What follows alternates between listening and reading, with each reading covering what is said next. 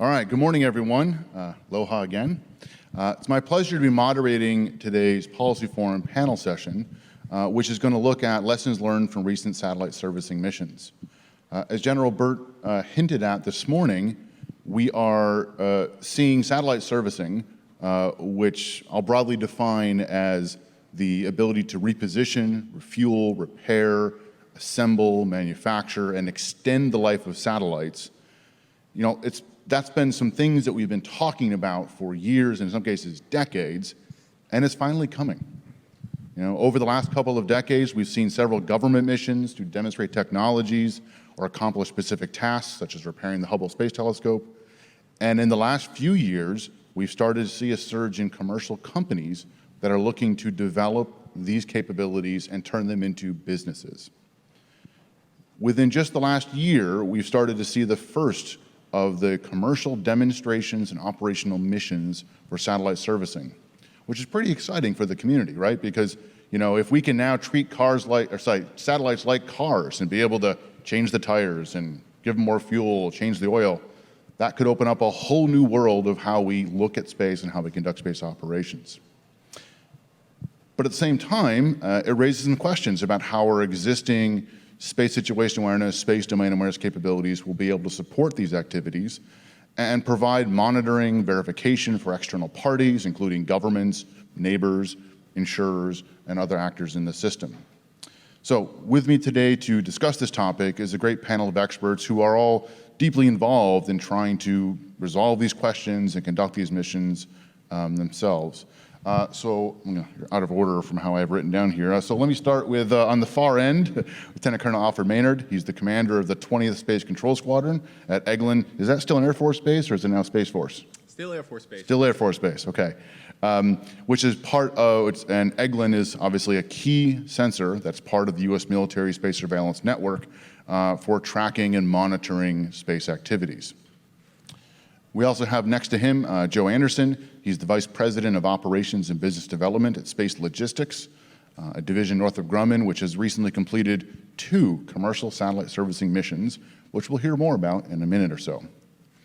Next to him, we have Mike Lindsay. He's the Chief Technology Officer at Astroscale, a Japanese company that's looking to do both life extension and orbital debris removal, and is currently a demo mission on orbit now that we're going to also hear a little bit more. And connecting virtually, I think, sorry, I can't see actually that screen. Do we have, there we go, great. So connecting virtually, we have Ralph Dinsley. He's the Executive Director of Northern Space and Security Limited. Ralph is a retired RAF officer, including extensive experience with Filingdales and the space tracking mission, and has now been involved in some experiments and some thought leadership around using SSA to monitor servicing and rendezvous and proximity activities. Ralph, glad you could make it this morning. Thank you. So I've asked each of them to open up with a few minutes of initial remarks to lay the foundation, after which we're going to have a discussion about some of the deeper issues involved. We're also very interested in hearing what questions you all have. If you go to the virtual conference site again, there should have been a little pop-up that said go to the next session. If you go to the next session, there's also a spot there under this session to submit questions as well. So Joe, I was hoping that you could lead us off and talk a little bit about MEV 1 and 2, including some of the things you guys did and were able to learn. Great, thank you, Brian. It's a real pleasure and honor to be here with you today. I did have some charts, if we could pull those up.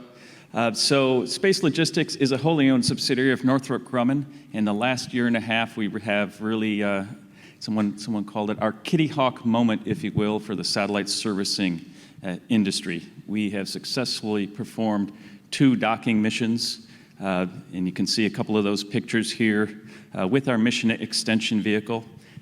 These images you see embedded here are not made by graphics. Those are actual images taken from our MEV of the image on the left, the Intelsat 901 satellite, the image on the right, the Intelsat 1002 satellite, as we were approaching to do our docking.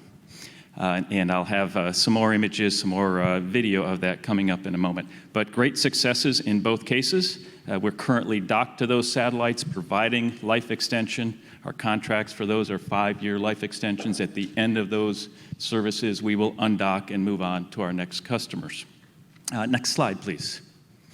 So just real quick, I won't go into the details here, but how did we use, how did we do orbit determination? How did we use SSA during these missions?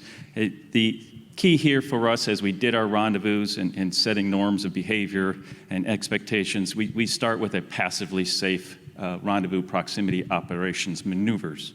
So here in the upper chart, we kind of spiral in, if you will, to the station keeping box. And then you see as we get closer to our client, we're spiraling around them, making sure that these maneuvers are all passively safe.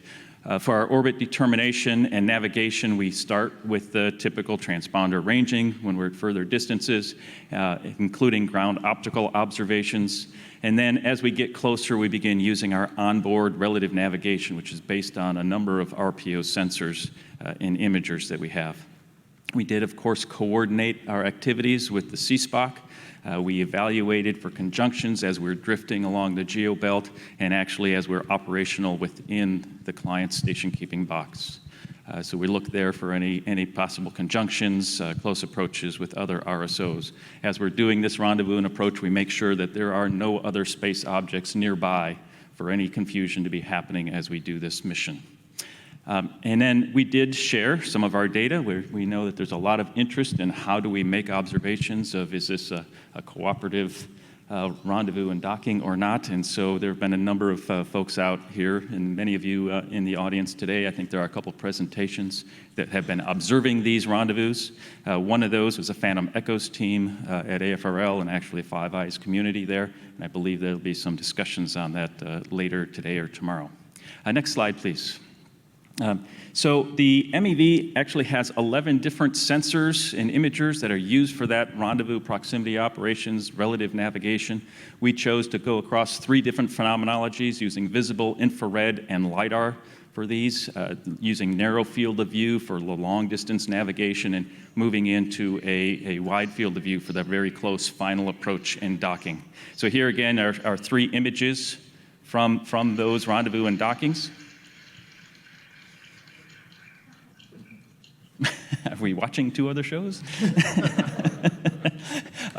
So let's go on to the next slide, if you will. And I believe I have a video that we'll play here momentarily. This video that we're going to introduce is going to be a video from the MEV-2 docking with the Intelsat 1002 spacecraft that happened in April of this year. This video will be using from our infrared imager. The total duration of the activity you'll see in this video was about 12 hours. So if you go ahead and queue up that video and start playing through it here, there's a number of images on the screen there that you see are snapshots from this video. So here you see us approaching. We're below the 1002 satellite, a little bit to the west. We're spiraling around and coming up in our inclination. Now we're on the east side looking at that 1002 satellite. And again, these are real images. This is stitched together from a lot of images that were taken as we did our approach. We're now rotating around the back of the 1002 satellite. We come to a position we call the far hold, where we stop. The spacecraft waits for ground command to proceed in. And now we proceed in towards our near hold. You see solar ray slew. You see the shadow of the MEV come across the client. And you can even see our solar ray slew there as well. And that goes so fast and it's so cool. I think we need to play it again. So if you'd queue up kind of the last half of that and slow it down a little bit here. So again, here we are on the west side of the 1002s, or I'm sorry, we're on the east, looking towards the west of the 1002 satellite. And we're starting our drift around the backside. So at this point, we're about 130 meters from the client. It takes a couple of hours, several hours to do this drift around the back. Again, we come to what we call the far hold waypoint, which is about 80 meters behind the client. The MEV stops at that location, and then it awaits ground command to proceed on to the next waypoint. So while we're at the far hold, we'll adjust, we'll modify our sensor settings, do a few other adjustments, and then say, now we have permission to proceed in to the near hold. Of course, there's also a lot of communication with Intelsat throughout this. We have direct connectivity between our control centers. We're sharing telemetry. They're on the line with us. We get their approvals for every step of the way as well. So here we're starting that approach into the near hold, which brings us into about 15 meters behind the client. Again, watch for the shadow. Here comes the shadow. You also see the Earth coming into the upper left there as well. And now you'll see the solar array of the MEV as well rotate in the shadow there as we begin our approach into what is then called the capture box. So the video doesn't go all the way to the capture box, but we then approach to 1 meter behind, and then we clamp on to the liquid apogee engine and the launch adapter rings, and that's how we remain docked to the client. So this video should be posted sometime very shortly, hopefully this week. It'll be out on our website, so you'll have plenty of opportunity to go back and view that over and over again.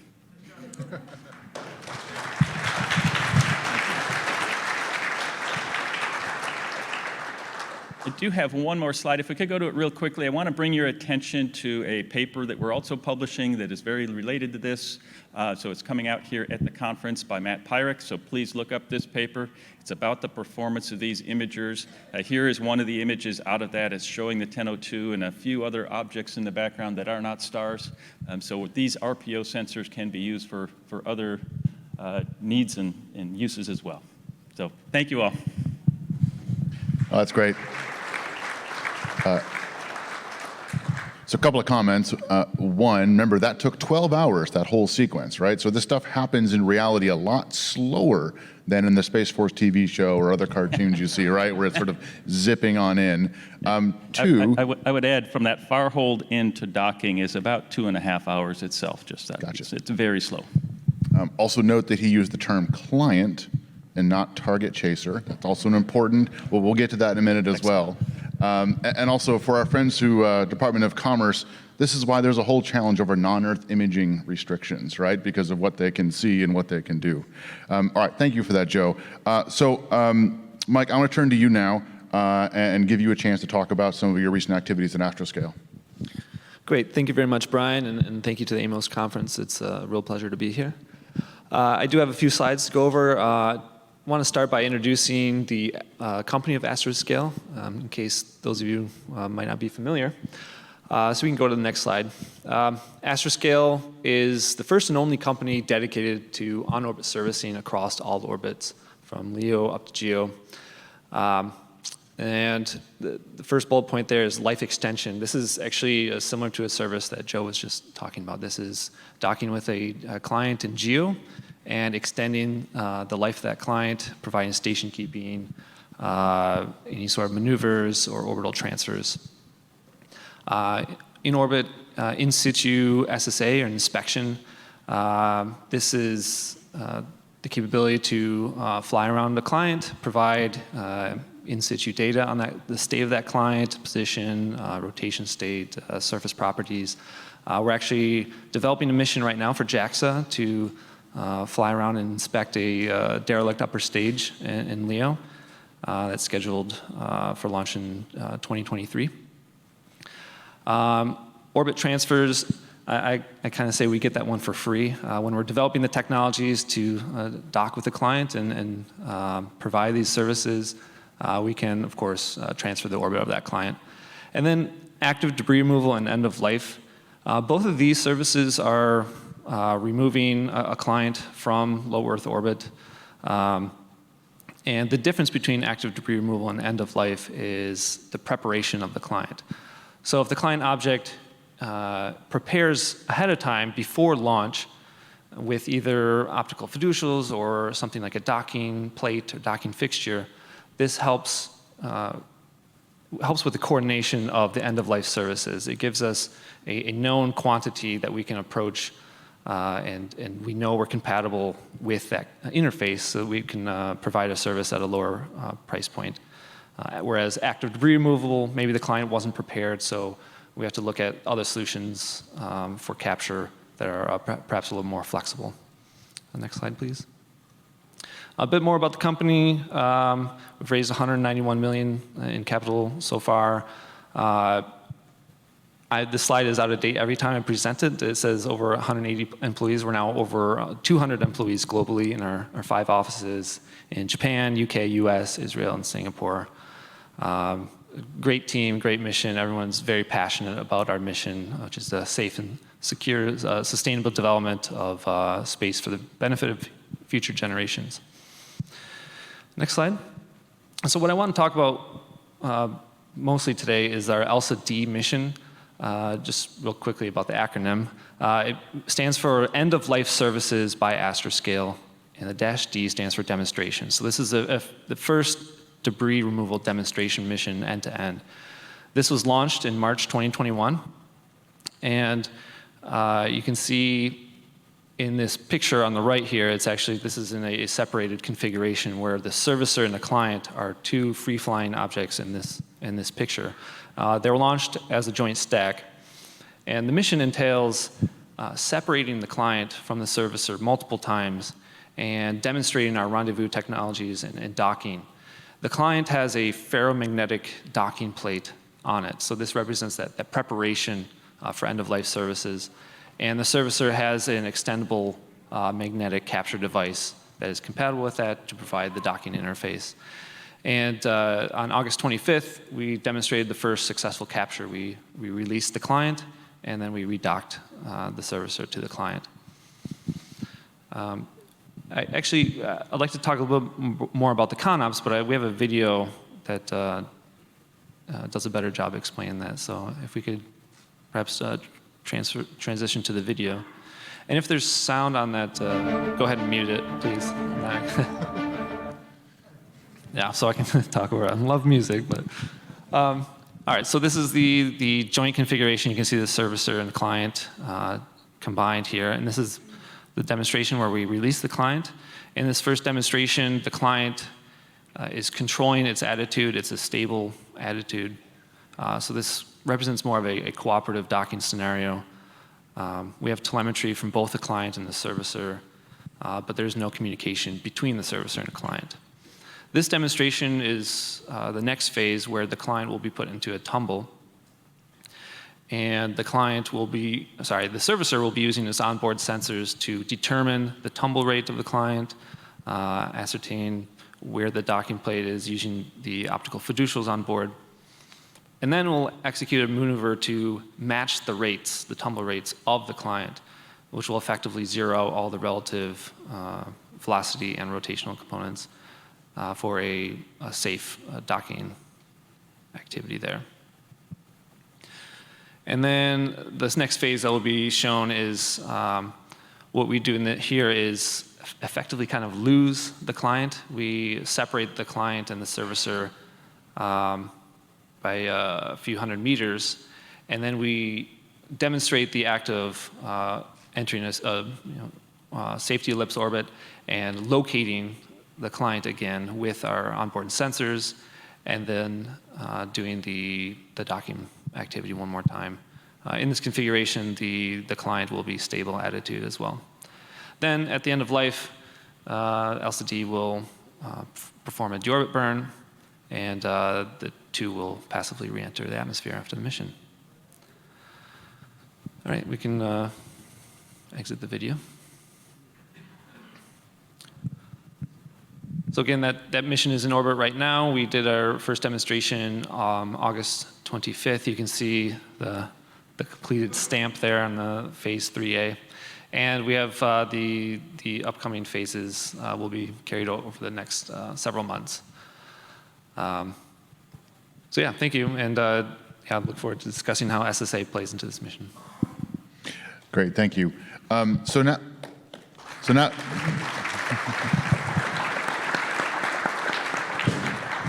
It's always great to hear about real hardware on orbit, right? Not just, PowerPoint. So now we're going to turn to the people kind of watching this and keeping track of it. So Colonel Maynard, I wonder if you could, talk a little bit about sort of the role that you guys have played in monitoring these and other activities and trying to keep track of things. Absolutely. Thank you, Brian. So in terms of the space surveillance network being able to observe these once in kind of first ever experiences with our different commercial partners. If you were to go out onto spacetrack.org and just put in those associated SEC numbers, the 47944 and 46133, you'd see something that was remarkably kind of bland. You see the same sorts of TLE updates. You see that same sort of data that you would expect for any of the other different launches that have had before. Now, what's been remarkably different has been the way that the community has used that to really see a compare and contrast summary and implications of what that commercial servicing mission would look like in framework of, in previous rendezvous and proximity operations. We know what that may look like from an adversary perspective, but then to be able to look with Joe and Mike to see how something that is intended to be passively safe, intended to be kind of the most efficient way to be able to process that, it gives the tacticians for the Space Delta II units and other different organizations an ability to be able to see, okay, what does this look like? And obviously we've already had that preparation in those communications with the commercial integration cell, with the CSPOC, as well as 18 Space's space and coalition engagement cell. So we have those different communications venues happening, but it allows us to be able to really latch onto that and to be able to develop viable tactics and to know what it's going to look like when the adversary may try to kind of hide what they're doing and try to look at different sort of things. So it's been valuable from that perspective, as well as for us as an enterprise to be able to see, what are the different priorities for our space tracking network are going to be when some of these different operations happen. So while the different launches that were happening in March, as well as the rendezvous and proximity operations happening in April, there were quite a few other things going on. General Burt mentioned SpaceX and OneWeb, those launches, they're happening simultaneously. There's other things that are going on. So making sure that our leadership at Spacecom is able to rightly prioritize what needs to happen between those different sorts of activities at any given time. It's been a good kind of ringing out period to see what needs to happen from that perspective.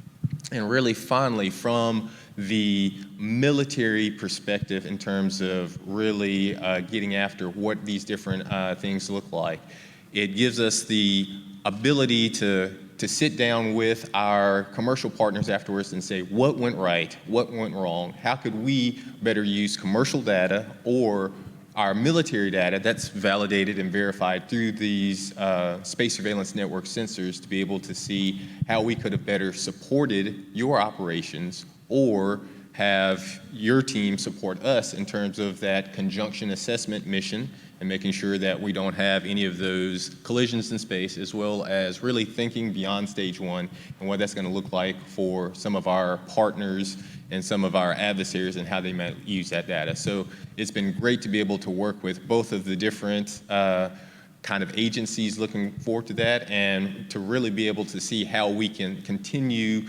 to provide that spacecraft safety mission, as even though it'll eventually be going over to the Department of Commerce, but also to be able to integrate that data in our warfighting missions so that we stay relevant and we're able to use our precious resource in those kind of human capital to be able to point them directly where they need to be, as well as to use automation to be able to support some of those other activities. So it's been great to work with that from the military perspective, Brian, as well as to continue to do that tactical development. Thank you. Great, thank you for that. So now I want to turn to Ralph, and hopefully, Ralph, you're still with us. And I think you also have been, from Norris, have been helping sort of think about what this means for the future of SSA. So, Dins, over to you. Thank you very much. And hello, everybody from a chilly evening in London. I wish I was with you in Maui. It's very hard to follow those three previous presentations. I mean, the utter wow from Space Logistics of actually seeing that event in space, LCD and the developments from Astroscale, and of course, the space tracking experts that we do have amongst the US Space Force and the coalition partnerships that work together on that. Here at Northern Space and Security, I mean, we're just a small, dedicated space situational awareness company in the northeast of England, trying to help develop and generate that experience to support these sort of missions. And we were heavily involved in monitoring the events that occurred during both of the MEV missions, utilizing predominantly open source data and access to information from many of the support elements out there. But for us, more than anything else, it's not necessarily just the space tracking element. You know, the work that we were able to do within the UK, tracking objects in GEO from terra firma, you know, it has been highlighted about the number of limitations there are out there by utilizing optical systems, particularly as the resident space objects actually get very close. You know, and no, it's not just the proximity operations, of course. There was a number of challenges when it comes to actually tracking the unique transfer orbits of both MEV-1 and 2 as they actually transit. So not just the RPO operations, but actually the transit piece as well. I mean, something like that is something that can only be achievable with a telescope network to the scale of somebody like Exo Analytics to keep that keep eyes on those sort of events. And in the UK, there was a lot of work, and I heard you mention it earlier, the Phantom Echoes exercises, collaborations across the community, DSTL, Defence Science Technology Laboratories, working closely with AFRL, and I believe you'll hear more about that over the coming days. But DSTL will bring together the UK academic and commercial communities through those exercises, utilising both optical, academic and RF, passive RF data to explore how the UK can support the space traffic. I like that phrase, space traffic awareness side of the mission.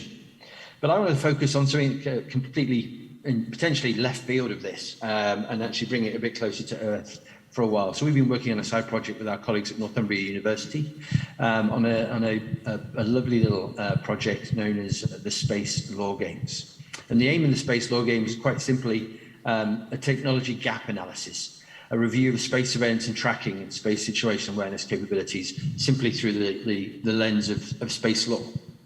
And quite simply, we've been fusing together military-grade wargaming with effectively legal-grade mooting to be able to explore the events that have occurred out on orbit and to see how we can support technology development for the future to support these missions.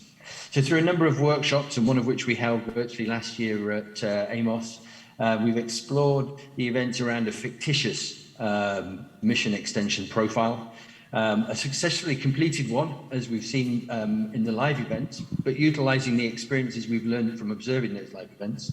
And what happens is sometime after the successful completion of that mission, there is a catastrophic failure. And that not only affects the extension vehicle and its client, but also affected a third party, because our colleagues in the exercise wanted to try and make our legal representation as difficult as possible. What has ensued can be very much be classed as, very simply, as a CSI GEO. And what has been found out from that research is that the community, from the operators through to the regulators, appear to be operating under a number of key assumptions.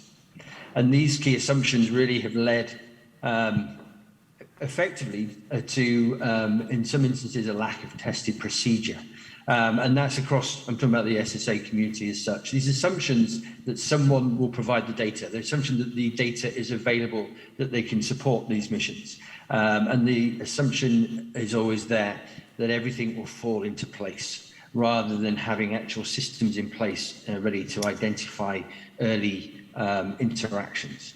And the technical event shone a light on a siloing of these both assumptions and responsibilities. And the regulatory community in general assume that the operators have done this before, and vice versa. And we've seen it in earlier practices away from this sort of operation.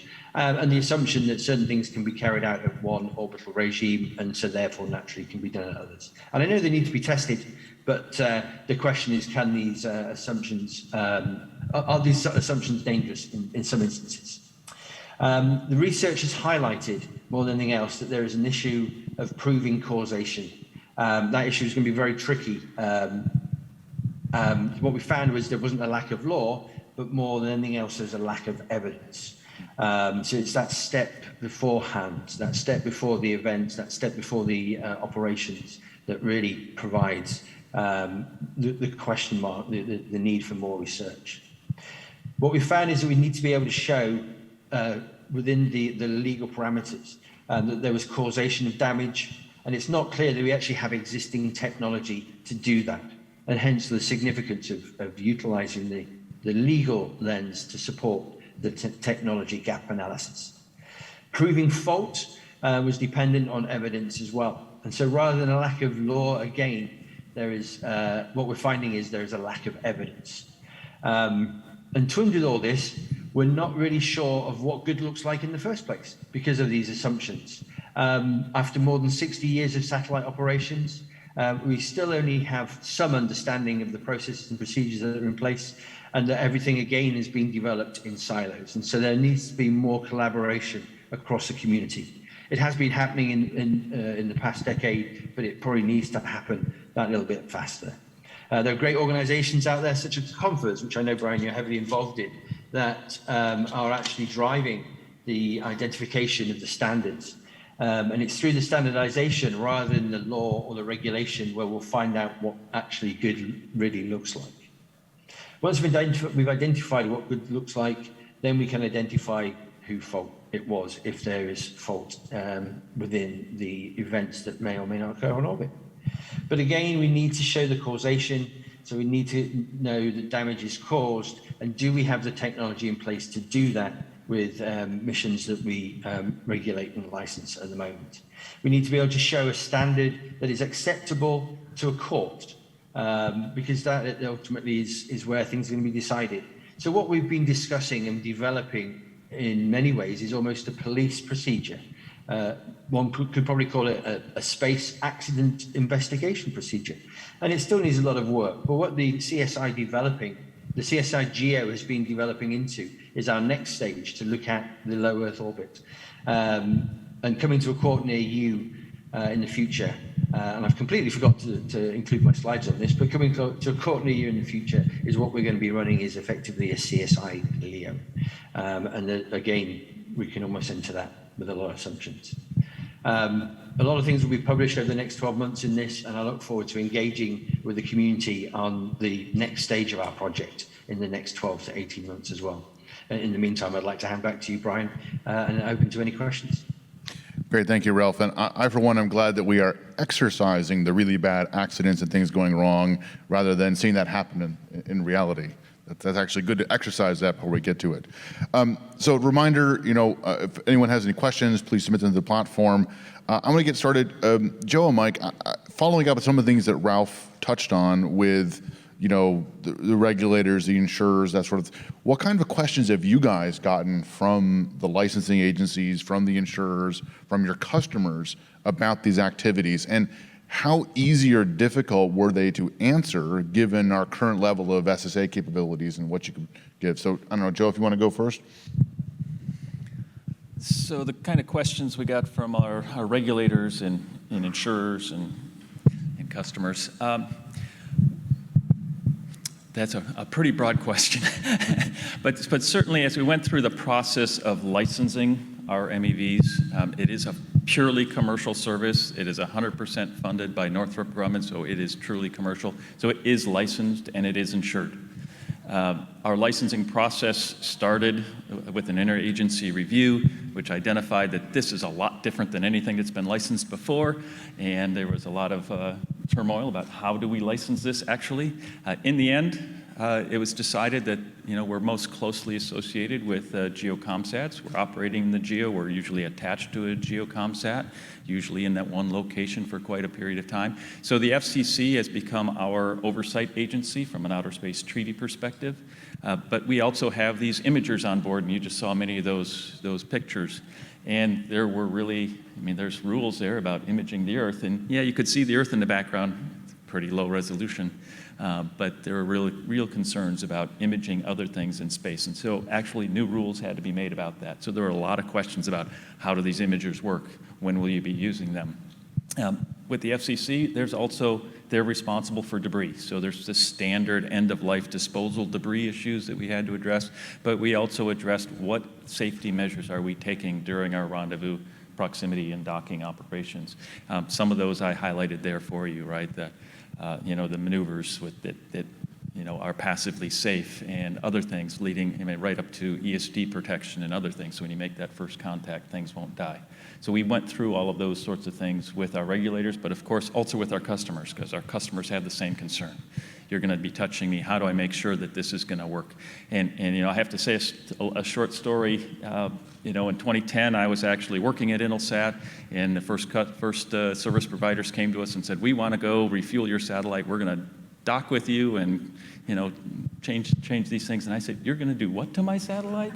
You're going to touch are you crazy?" And that was my first reaction, honestly. Come a long way since then with the evidence that then ATK Space and now Northrop Grumman could provide us how we could do this safely, the procedures that we put in place. We were able to convince all of our customers that we can do this safely, as well as our regulators and insurers, obviously, as well, because they insured the rendezvous and docking. Mike, anything to add to that from your guys' perspective? Yeah, sure.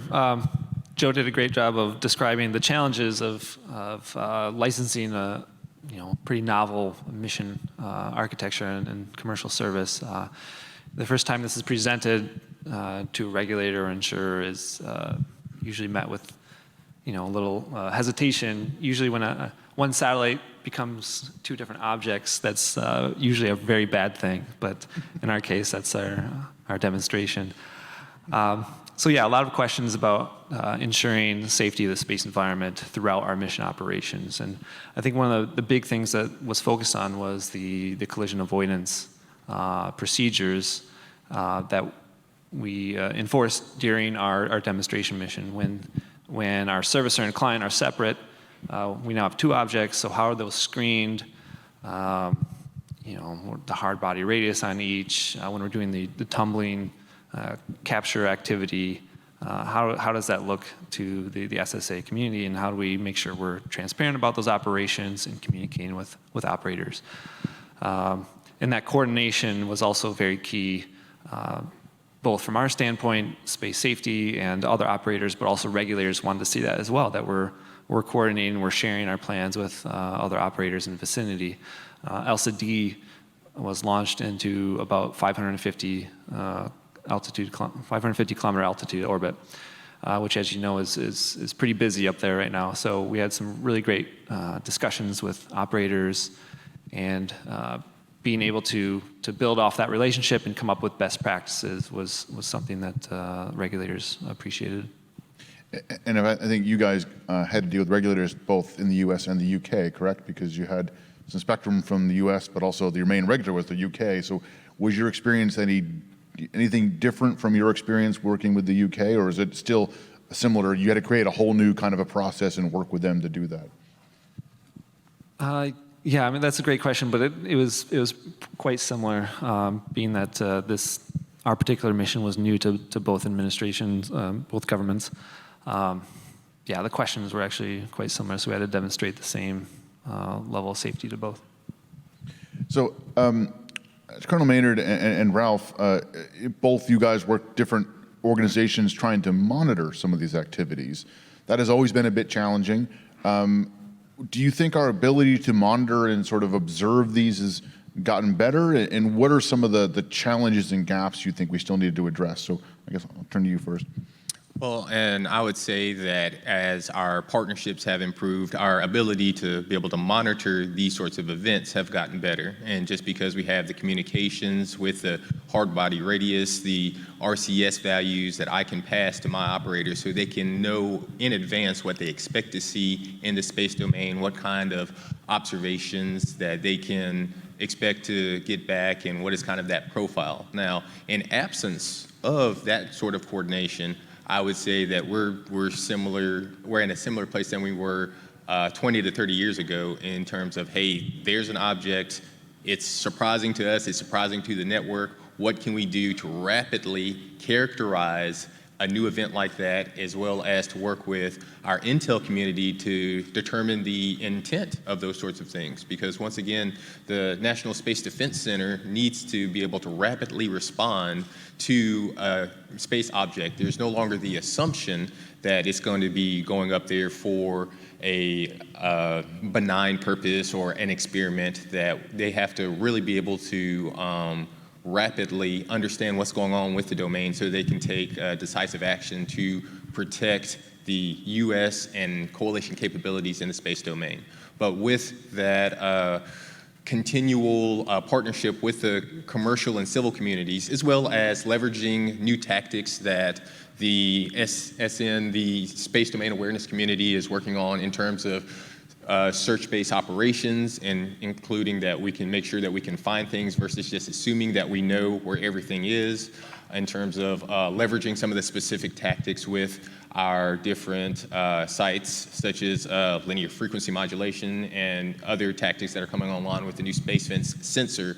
We're able to expand our technical capability, but none of those technical solutions or software solutions take the place of good old-fashioned relationships to be able to really understand what's going on. And I'll yield so we can go to the other gentleman. Thank you. So, Ralph, I'm wondering what you had to add to that. In particular, there's also, So, Ralph, anything you had to add on terms of any gaps you guys identified from either your monitoring or from the exercise you guys ran in terms of, are there capabilities you think that we still could need to help fill in some of these gaps? One of the key pieces I think that we picked up more than anything else when it comes to operations, particularly out at GEO, because we haven't even started the investigation on the CSI LEO yet, is the requirement of something in place that can observe these operations as a third-party observer, for want of a better phrase, as close as safely possible. From the ground, it's one, in fact, that the telescopes, once the objects are within about 1 kilometre, they're within that pixelated region, so we need better technology to see closer from the ground. And the question is, could we be able to achieve that from space itself? And I think I'd like to reiterate the fact that we are getting better at how we do it. I think there is still an awful lot of emphasis on defense carrying out the mission, and therefore we overclassify a lot of information. But great exercises like the SAC-T, for example, where it shows how well commercial space can support military space, and in many ways vice versa as well. It's actually really helping the community to come together and gel.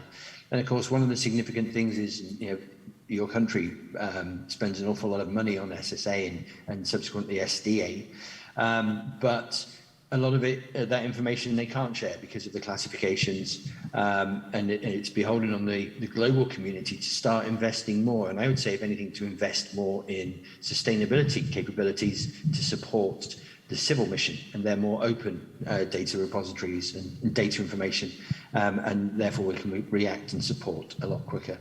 But it's a big challenge because it's a global challenge, and we all know how hard it is for global organizations to, well, even for regional organizations to work together, let alone global ones. And as I highlighted recently, I think it's going to be broadcast for the UK Space Conference. When it comes to low Earth orbit, we haven't done that investigation ourselves yet, but I already feel with the amount of traffic that is being launched into LEO, we've actually missed the bus when it comes to capabilities to truly support space sustainability.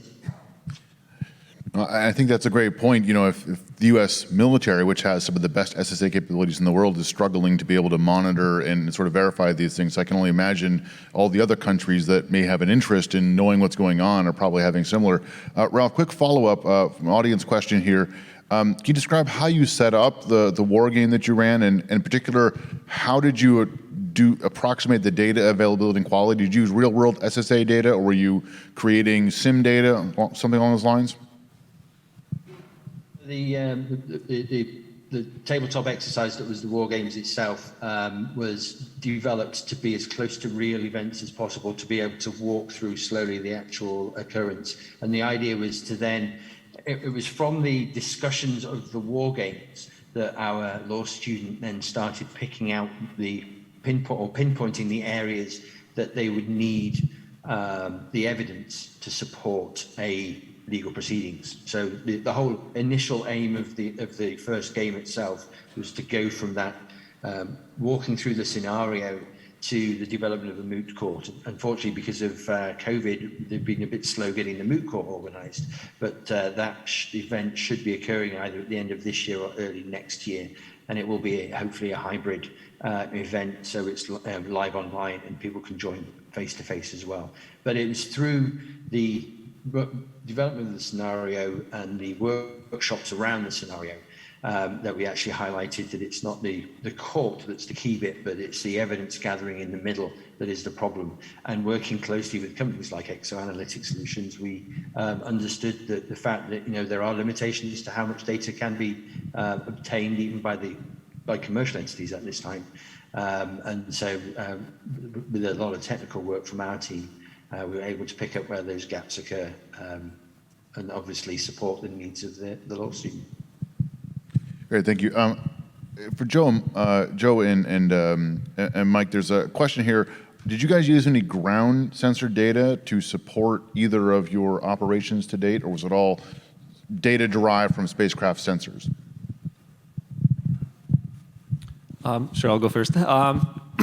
Yeah, so both of our objects, the servicer and client, have GPS on board, telemetry, so we don't necessarily rely on third-party observations, but it is something that's really important to us to understand and do what we can to help foster and development and see what they're capable of. Because in the future, when we look at our first active debris removal mission, we won't have that telemetry and GPS data from the client. So it's really important to us to get to know what SSA providers are doing. So for this mission, we have worked with Leo Labs to look at what they can provide. I think we've also we're looking at in situ sensors as well. So Heo Robotics has a interesting model where they can provide imagery from orbit. And in addition to that, we're also in discussions with a number of other providers, including now that list is going to disappear from my mind. I think Norse is actually on that, Share My Space, ComSpock, EU SST, and many others. And actually, our head of SSA, Toby, is going to be giving a talk in the afternoon session, and I encourage you to listen in on that to see what types of collaboration is being done with these ground-based sensors. And if anyone else is interested in being part of that discussion, please talk to me or Toby, because we'd like to bring in more SSA providers as well. Sure. For the MEV missions, our orbit raising, our drifts around GEO and initial entry into, the client station keeping boxes are primarily managed through traditional, ranging data. We also use some ground optical observations as well to refine those orbits. As we get closer to the client, though, we start coupling in our onboard sensors and observations, and coupling that with the ranging data to improve the accuracy of our orbits. And then as we get within, the 1 kilometer point, we pretty much go to, purely the onboard relative navigation using the sensors that are on board. So that's kind of how we managed it. Colonel May, there's a question here. You described how you guys were following up on some of these missions, how much of that required, human operators in the loop sort of making decisions versus how much of that was automated, and how much easier would it have been to have sort of more machine-to-machine sort of things going on? Well, unfortunately, there was quite a bit of human operator in the loop, and it's a compliment to the level of expertise that we have in the community to be able to do those calculations and to get deep into the orbital data to be able to perform that sort of analysis during real-time operations as well as afterwards to be able to see and compare and contrast what did we think was happening at the time vice where the actual event happened, and to be able to do that. But we have to be able to leverage that human capital now and to be able to train that artificial intelligence, those neural networks, to be able to provide some of that capability, because there's simply not enough humans to be able to process all of the data that's needed to be able to give us the real-time information we need to be able to take action in a relevant wartime constraints. So very much so in terms of human capital intensive, but also we're taking steps to be able to posture the network to be able to do things with machine learning in terms of future Atlas releases, in terms of upgrades to software and hardware at the various sites around the world supporting the space surveillance network. And I think that also connects to the comment that General Burt made earlier about, the kind of people we need doing this mission. The Space Force have to be able to kind of the ones that can, think on their feet and be able to react to some of these. So we've got a few minutes left. I want to close up with a discussion about standards, a topic everybody I know loves. There's a specific question here on astroscale that I want to turn into sort of a broader discussion. So the specific question, Mike, for you is what kind of standards do you have for the docking plate and the fiducial markings? And then the broader question is sort of for everyone is, where do you see that discussion going of basically, establishing best practices as well as technical standards to support future servicing RPO activities? So Mike, I'll start with you, and then maybe I'll go to Joe, and then we'll go around. All right, thank you. Yeah, great question. And I think what's almost more important on the first layer is that these best practices are standardized before we get into the specific hardware implementation. So we think that the notion of preparing a client for end-of-life services or on-orbit servicing is really going to be paving the way to the future to support further activities and more complex activities and services in space. So we're very supportive of that. And then what we've done on the ELSA-D mission is we have the docking plate with the optical fiducials. And the fiducials are something that is evolving and iterating. Actually, we did help develop the optical fiducials that are on the docking plate that's being currently flown on over 200 OneWeb spacecraft at this point in space. So that optical fiducial design is something we helped develop, and we hope will contribute to a standard for that optical fiducial element. And for the docking plate itself, it's a ferromagnetic material. Yeah, that particular material is, I don't think, near to being standardized at this point. But again, the notion of having that docking interface, in our case, ferromagnetic, that would be supportive of the magnetic capture, is something that we'd be, looking to help standardize, but it's not a standard quite yet. Yeah, so Brian, thanks, and this really ties into what the work is we're doing at Converse. And I want to take it back one step from a technical standard and say that before even technical standards, because this is an emerging market, and thinking about putting technical standards in place, it's a real tricky thing to do that without inhibiting innovation. So, but we really felt, and the Converse organization felt that before we go into those technical standards, what we need to do is help establish norms of behavior basic principles. And so the first thing we published was our principles document, with really 3 key principles of operation, right? That we're going to be transparent, cooperative, and responsible in these activities that we do in satellite servicing and rendezvous and whatnot. And then we went one step further and we said, well, now let's talk about some best practices. What sorts of things can we do to achieve those principles? And so that's maybe a 3 or 4 page document that goes into the next step of detail. And so it's a really good model, I think, and I really applaud the Space Force for coming out with essentially their principles of operations. And I hope that we'll go deeper into that. What does it mean to do those things? But we are starting to dig into technical standards. We do want to grow this market, and some standards could be set that would help the market grow. The first thing we have started to put out was around RPO fiducials. So we've made a set of recommendations for sort of best practices, if you will, on RPO fiducials that has now gone from CONFERS, and it's now started an AIAA subcommittee for RPO standardization, and so they're working through that process now. We're also now just starting a new working group as well at CONFERS on refueling interfaces. So sort of the same idea there. Let's start at a high level, what are some basic requirements, best practices, as opposed to the specific ICD. We're not quite there yet, right? We have to work our way towards that. So that's sort of the approach we're taking towards. I would say our MEV today, we're docking to systems that were launched 15, 20 years ago, right? So there's no standard. We're able to still do it. We're able to make it work. And so there you go. And so, Colonel Maynard, I guess the question to you, I guess, is if these industry standards were to exist, how would that help or aid or alter the way you guys are approaching your mission, sort of monitoring and verifying these?